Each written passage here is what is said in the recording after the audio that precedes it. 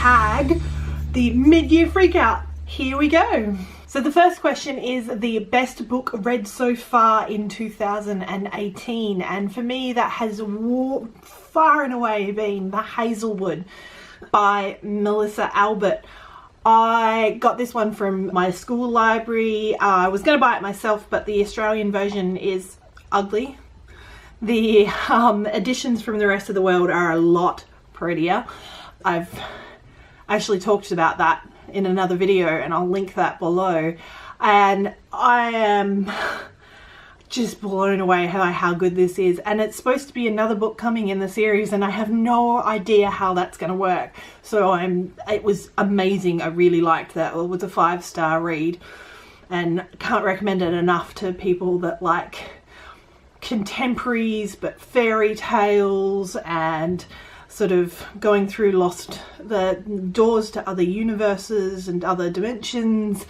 That Alice sort of thing. Loved it. Absolutely fantastic read. Question number 2 is the best sequel I've read so far this year, and that would have to be all the other books than the first one, because it's the sequel of The Raven Cycle. I recently finished this whole 4 quintet.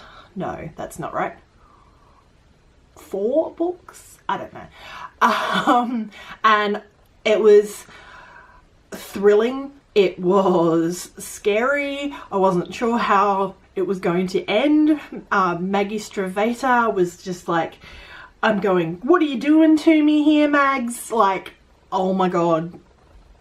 And the end was worth the ride. It was really brilliant. Question number 3 is new release that I haven't read this year but really want to, and there is 2. The first one is The Children of Blood and Bone by Tommy Adeyemi.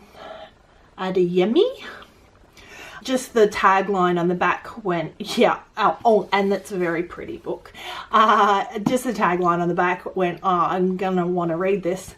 They killed my mother, they took our magic, they tried to bury us, now we rise. I've got no idea what this book is about, but I know I want to read it. The second one that came out this year is The Fates Divide by Veronica Roth, which is the second in the Carve the Mark series. I read the first one last year and absolutely loved it. It was really brilliant. I like Veronica Roth anyway.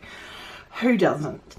But I got them to get it in at my library and I still haven't read it yet. Question number 4 is, what is my most anticipated release of the second half of this year? And that will be Jasper Fford's Early Riser. I saw an ARC copy of this come in to Kitty G, and she was opening it up and it just looked amazing, and was reading bits and pieces about winter and how winter is the time when there's no like rules, but the human race goes into hibernation, and it just sounds really interesting. And I know I love Jasper Fford's writing style, so really looking forward to that one. I think that's only in July, so won't have to wait long for that one. Question 5 is my biggest disappointment, and that would have to be Infinite Jest. I finished that. I started it in September. It got kind of good around the middle section recently when I was reading it, and then it just ended. I've got a full rant video which I will link in the cards of what did I just read. I was completely underwhelmed is the main one. So if you want to have a go at that one's up there. Big disappointment. It's 1,000 pages. That's a lot of time to put into a book that just ends. Question 6 was my biggest surprise. I've actually got 3 for this one. My first one was Every Heart a Doorway. I saw this on BookTube when I first started filming, and I sort of went, it sounds kind of corny, like a contemporary sort of romancy thing. And then I saw it on my audiobooks when I started getting them from my library, and I went, might as well have a go. It's only 6 hours, and I listened to it at 2 times speed, so 3 hours is a day and a bit of driving. and it blew me away. It was amazing. It was perfectly up my alley. It's kids who have gone on these amazing adventures in worlds like Alice in her Wonderland, or the kids going into Narnia, or anything like this. Kids going into underworlds where everyone's dead and all sorts of things. And then they come back and no one believes where they've gone. And that adjustment, they end up finding this school run by a woman who's actually done the same thing for those kids trying to adjust to coming back and possibly go back to their fairy tale world. I really like that one. My next big surprise was Pendragon by James Wilde, and this one was again another audiobook that I just randomly borrowed from my library. It looked kind of cool. I like the name Pendragon. I went, yeah, okay, you all know my dragon thing. It was set in Roman occupied England, and it's building up to the start of the Arthurian legend and King Arthur. They're trying to make the world so that King Arthur can be born and become the amazing legend that is King Arthur. But before that happens, they have to have people around to protect him. And this is where the Pendragon comes in. And there's wizards and witches and pagan rituals and all sorts of things. And it's just these people who are just trying to live their lives. Really like it. And then I found out it's the first one in the series and the rest aren't out yet. Damn it. My third big surprise was The Girl Who Drank the Moon. This one's by Kelly Barnhill. I found this one to be a beautiful sort of twisted tale on the witch in the woods style folklore tale. I really, really liked it. I liked the different characters and how they were developed within it. The swamp monster who was actually just waiting around to be the friend to the witch. And the idea that these children that get abandoned or get sacrificed to the witch, she's just trying to save them because these weirdos keep putting children out in the woods. And she feeds them on starlight, and this particular child, she didn't want to let it go and accidentally fed it on moonlight and made her an amazingly powerful witch in her own right. Question number 7 is my new favourite author, not a debut author or even author by a long shot. It is Paul Stewart of The Edge Chronicles. I have just decided to devour these. Again, I'm borrowing them from my library in an electronic form, and I love the Quint saga. It's a nice little middle grade book with a steampunk twist, and I'm really enjoying the little sketches every so often throughout. Question number 8 is my newest fictional crush, and I had to think about this one because I'm not a big one for fictional crushes. So thinking about it, and I went, oh no, I do have one at the moment, and that's Harry Dresden from the Dresden Files by Jim Butcher.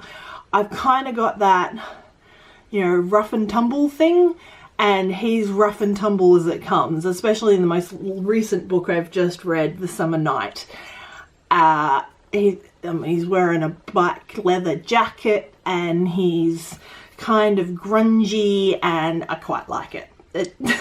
It's a bit ridiculous. Question number 9 is your newest favourite character, and for me that has been Gilly from the Fairy Tale Reform School, with the first book being Flunked. I just like her tenacity and her pink hair. She was cursed, and she's got one thing of pink, and that's just so unusual in this crowd that she's a little embarrassed about it to start with, and then she goes, you know what, I'm rocking it.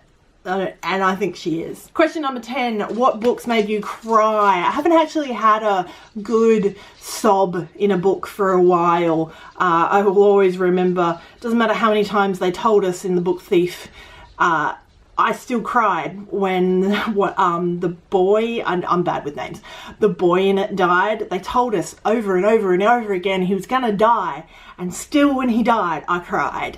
But no, I haven't read anything like that. So I went with Cried Laughing. Cried Laughing was Winnie the Pooh. I listened to this on my way to work as an audiobook again, and on my way to work on a Wednesday morning, which is my hardest day of the week, I was pissing myself laughing, and that is just amazing on its own. And yeah, I just absolutely crying with laughter listening to Winnie the Pooh sing his little songs, and it was joyful.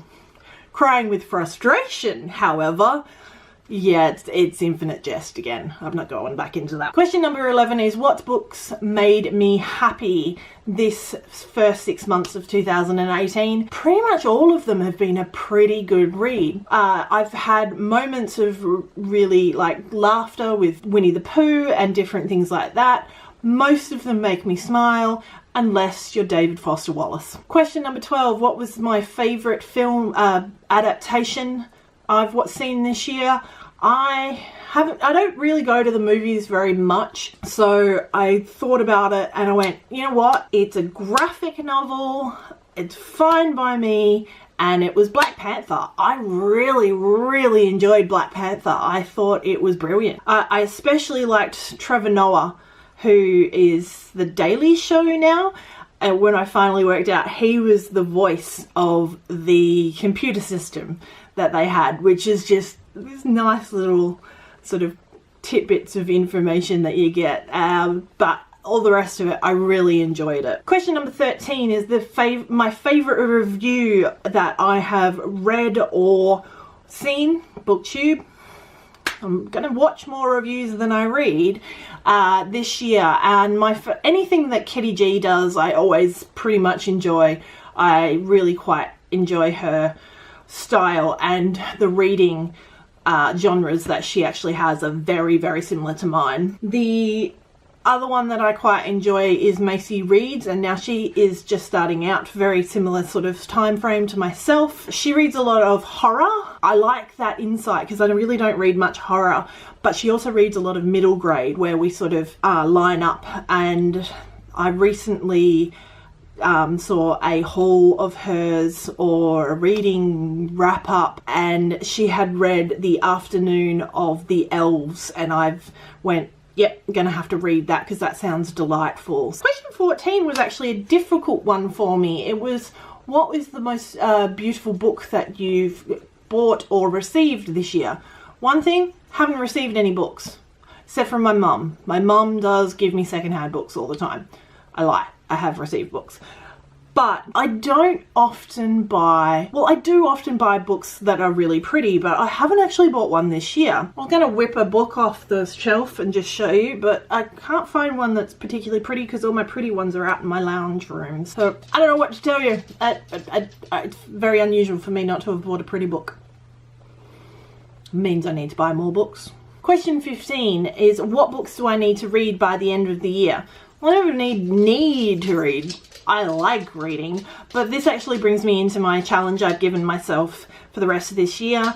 I'm going to do the Tome Topple. I'm actually on 2 weeks holidays. I will have some time to do some nice big reading, but I have actually set myself 50 books that I actually own and have been meaning to read as my TBR for this next 6 months. I don't think I'll get through it, but it's a really good way to motivate me because I've got it on list challenges and I can tick them off, and I love ticking things off. What I'm going to do is come at you with 10 at a time, a TBR videos for the second 6 months of this year, see how we go from there. Be sure to check those ones out if you want to see those. Remember, if you liked this one, please give it a thumbs up. If you have any comments for me and think that I would like anything else because of the things that I've said in the answers to this tag, please hit me up in the comments below. That was a mouthful. And don't forget to subscribe, and happy reading. Bye.